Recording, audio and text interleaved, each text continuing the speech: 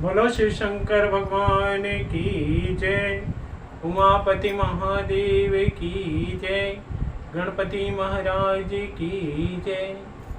मेरे प्यारे शिव भक्तों, आप सभी स्कंद जी के अन्य चरित्रों का वर्णन कथा में सुन रहे हैं।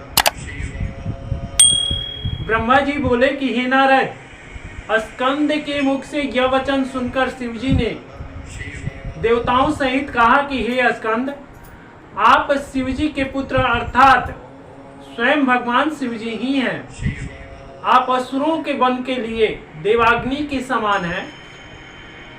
इसी प्रकार सबने उनकी स्तुति प्रार्थना किया। उस समय गिरजा जी, गंगा, बलि तथा मुनि पत्नियां, स्कंद की जितनी भी माताएं थीं, वे अपने पुत्र के वियोग में इतने दुखी होकर परस्पर आपस में लड़ने लगी और वे कहने लगी कि यह पुत्र मेरा है, यह पुत्र मेरा है। हे नारद, तब तुमने सबको जाकर समझाया और तुम्ही ने शिव जी की इस इच्छा अनुसार स्कंद जी के जन्म का ठीक ठीक वर्णन किया और फिर यह कहा कि स्कंद जी देवताओं के मनोरथ को पूर्ण करने के लिए और असुरों का नाश करने के लिए ही यह अवतार ग्रहण किए हैं। अतः यह भगवान शिव जी और माता गिरजा जी के ही पुत्र हैं। और इसके सिवा आप सभी दुखी मत होइए, क्योंकि यह संसार में सभी के पुत्र होंगे। जो जो इन्हें जन्म दिया, जो जो इनका पालन पोषण किया, वह सभी ही इनके अधिकारी हैं। उस समय यह सुनकर गिरजा जी के सिवाय सभी माताएं अत्यंत दुखी हो गईं और उस पर भगवान स्कंद जी प्रसन्न होकर बोले कि हे माता गंगा, आप तो सभी संसार की माता हैं तथा शिव जी की स्त्री भी हैं। अस्तुतः मैं तुम्हारा पुत्र सदैव ही हूं। यह कोई गलत धारणा नहीं है। इसी प्रकार स्कंद ने सबको समझा बुझाकर उन्हें सांत्वना देते हुए सभी के मनोरथ को पूर्ण किया। तत्पश्चात स्कंद ने भगवान विष्णु तथा ब्रह्मा जी से कहा कि हम दैत्यों को क्षण भर में ही नाश कर देंगे। तुम लोग किसी भी प्रकार का चिंता मत करो। तुम सब लोग तत्पर होकर भगवान शिव जी की सेवा करो और बहुत ही उत्सव मनाओ। उसमें प्रसन्न होकर शिव जी का जय जयकार करते रहो। यह आज्ञा पाकर समस्त देवता आदि एकत्र होकर भगवान शिव जी का गुणगान करते हुए जय घोष की घोषणा करते रहे।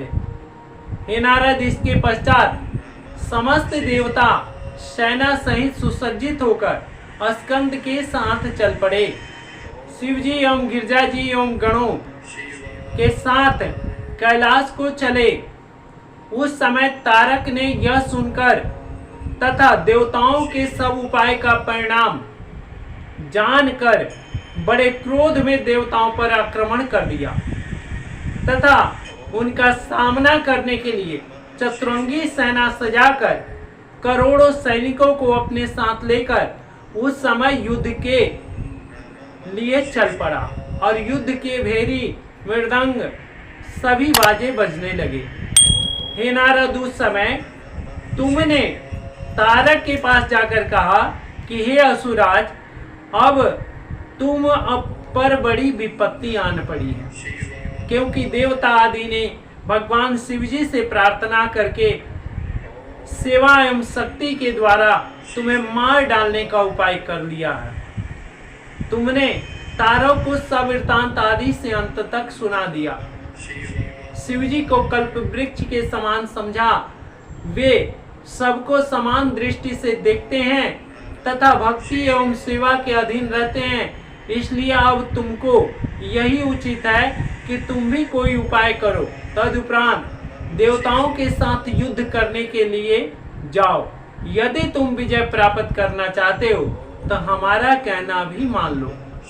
यदि तुम हमारी बात मान लोगे तो तुम्हारी इसी समय अवश्य ही सभी मनोकामनाएं पूर्ण होगी। हे नारद, मृत्यु के समय वशीभूत हो तारक ने तुम्हारी सभी बातों को मानने का उत्साह प्रकट किया और बाद में तुम्हारी हंसी उड़ा दी। हे नारद, तुम विष्णु जी के पास जाकर कह दो कि तुम जिस प्रकार भी वीरता पूर्वक युद्ध कर सकते हो करो। इसमें किसी भी प्रकार की कोई कमी न करना। तुम उस दूध मुँहे बच्चे को अपना अगुआ बनाकर लड़ाई करना चाहते हो।